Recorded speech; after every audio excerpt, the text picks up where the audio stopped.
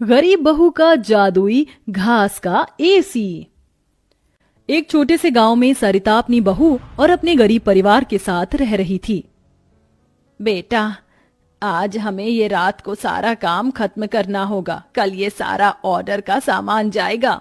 माँ, मैं तो कोशिश कर ही रहा था लेकिन घास ही खत्म हो गई। अब आप ही बताओ ना, मैं क्या करूँ? हमारे पास और कोई चारा नहीं है, हमें जंगल से और घास काट कर लानी होगी।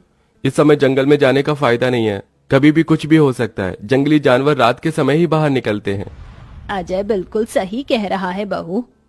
अरे माँ जी, हम 2 लोग अगर जाएंगे तो कोई जानवर पास नहीं आएगा, और फिर इतनी जल्दी कोई जानवर हमला नहीं करता। हमें ये ऑर्डर कल देना है, आप ये भी तो सोचिए।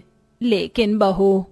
माँ जी, आप चिंता मत कीजिए, कुछ नहीं होगा। बस आप बच्चों के पास ही रहना और उनका ख्याल रखना। अगर ये ऑर्डर नहीं गया तो बच्चों के लिए हम गर्मी से बचने के लिए कूलर भी नहीं खरीद पाएंगे।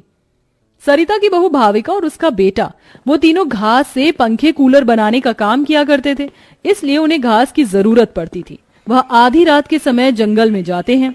भाविका, जरा से भी हलचल हुई तो मुझे बता देना, कभी भी कुछ भी हो सकता है। ठीक है जी, मैं आपको बता दूंगी। अजय और भाविका दोनों ही जंगल में घास काट रहे होते हैं, तब उन्हें झाड़ियों से आवाज आने लगती है। क्या तुमने भी वहां से कोई आवाज सुनी है? हाँ जी, मैंने भी सुनी है। मैंने तुम्हें कहा था ना, इस समय आना ठीक नहीं है। चलो देखते हैं उधर क्या है। भाविका और अजय झाड़ियों के पास जैसे ही जाते हैं, उन झाड़ियों के पीछे से एक आदमखोर भेड़िया निकलता है। भाविका, भागो यहाँ से, यहाँ पर तो बहुत खतरनाक भेड़िया है। अजय और भाविका दोनों अपनी जान बचाकर भागने लगते हैं। अजय, अब हम लोग क्या करें? कहीं भेड़िए ने हमें खा लिया तो? रुकना मत, बस भागती जाओ। भागते भागते वो दोनों जंगल से किसी तरह बाहर निकल आते हैं और भेड़िया उनका पीछा छोड़ देता है।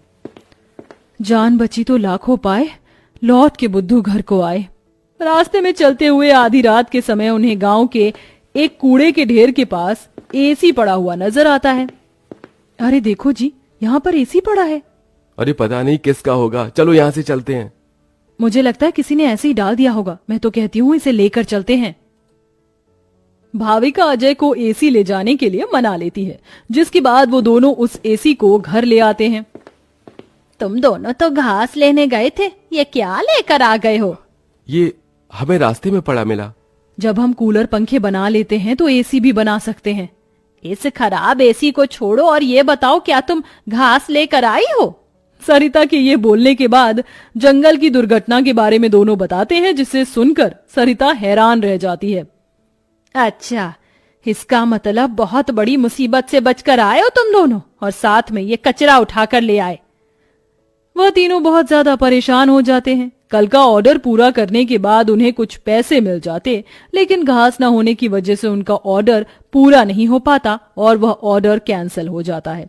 अगले दिन उनके टूटे फूटे घर के अंदर धूप की किरणें आने लगती हैं, जिससे बहुत ज्यादा गर्मी हो जाती है। हे भगवान, कितनी गर्मी लग रही है, घर में पंखा भी नहीं चल रहा है। मुझे भी बहुत गर्मी लग रही है। पिताजी पिताजी, हमें बहुत गर्मी लग रही है, हमारे घर में एक पंखा भी ठीक से नहीं चलता। बेटा, थोड़ा सा सब्र रखो, कुछ दिनों में मेरे पैसे मुझे मिल जाएंगे तो मैं घर के अंदर एक अच्छा सा पंखा लगवा दूंगा। हमारा वो ऑर्डर तो कैंसिल हो गया, लेकिन सुबह में घास ले आई थी मैं। चलिए गांव वालों के कूलर और पंखे में घास लगा देते हैं, उससे कुछ तो पैसे आएंगे। हाँ, तुमने सही कहा। भाविका और अजय दोनों मिलकर पुराने कूलरों के अंदर घास लगा रहे होते हैं और यहाँ घर में राजू दिशा गर्मी से परेशान हो रहे होते हैं। काश कि हमारे घर में भी कोई एसी होता। तभी दिशा की नजर उसके पिता के लाए हुए एसी के ऊपर पड़ती है। अरे राजू, जरा इसे देखो, लगता है पिताजी हमारे लिए एसी लेकर आए हैं, पर उन्होंने ये एसी अभी तक क्यों नहीं लगाया? क्योंकि ये एसी खराब है, बस इसीलिए। कल रात तुम्हारे माता पिता को यह कूड़े करकट में मिला था। ये सुनने के बाद राजू इस बात से तो खुश होता है कि उसके पिताजी पुराना ही सही, कम से कम एक एसी तो घर पर लेकर आए। कुछ देर बाद वह अपने दोस्तों के पास खेलने चला जाता है। ढोलू ढोलू, कहाँ हो तुम? चलो खेलते हैं। आज मैं नहीं आ सकता, बहुत गर्मी है और इतनी गर्मी में मेरा मन नहीं कर रहा है आने का, क्योंकि मेरे घर के अंदर एसी लगा हुआ है। मैं उसकी ठंडी हवा में ही बैठना चाहता हूँ। क्या कहा? तुम्हारे घर के अंदर भी एसी है? हाँ, और हमारा एसी बहुत अच्छा चलता है। बहुत ठंडा कर देता है घर को। राजू यह सुनकर बहुत खुश होता है। वह वापस अपने घर पर आता है और अपने पिता से कहता है, पिताजी पिताजी मेरे लिए एसी ठीक कर दीजिए, बहुत गर्मी होती है घर के अंदर, मेरे सभी दोस्तों के पास एसी है। राजू बेटा, मैं एसी ठीक करने वाला नहीं हूँ। कहीं मुझसे एसी खराब हो गया तो ज्यादा पैसे चले जाएंगे उसे ठीक करवाने में। अरे पिताजी आप तो एक्सपर्ट हो, आपको तो सब कुछ आता है, आप एसी को भी ठीक कर दोगे मुझे पता है। राजू के कहने पर अजय एसी को ठीक करने की कोशिश करता है। अजय को लगता है कि उसके ठीक करने पर एसी ठीक हो गया होगा, लेकिन एसी ऑन होते ही उसके अंदर से धुआं निकलने लगता है। ये क्या हो गया, लगता है ये एसी खराब है, फेंक दो इस एसी को। राजू गुस्से में ऐसा कहकर चला जाता है, जिसके बाद उसे इस तरह देखने से उसके दोनों माता पिता परेशान हो जाते हैं। हमें हमारे बेटे के लिए एक एसी तो बनाना चाहिए। भाविका और अजय दोनों अब सारे काम छोड़कर उस एसी को ठीक करने में ही लग जाते हैं। वह उसकी ठंडी हवा खाने के लिए उसके चारों तरफ हरी घास लगा देते हैं, जिससे कि उस एसी की हवा और भी ज्यादा ठंडी हो जाए। चलो अब एसी तैयार है, इसे चलाकर देखते हैं। भाविका जैसे ही घास का एसी चलाती है, अचानक से उस एसी के आंख नाक मुंह बन जाते हैं। क्या बात है, तुमने तो मुझे बिल्कुल नए जैसा बना दिया है, लेकिन समझ नहीं आ रहा कि तुमने मेरे ऊपर ये घास क्यों लगाई है। एसी को बात करते हुए देख वो सभी डर जाते हैं। अरे हाँ सॉरी, मुझे माफ करना, मैं अपने आप को इंट्रोड्यूस करना भूल गया।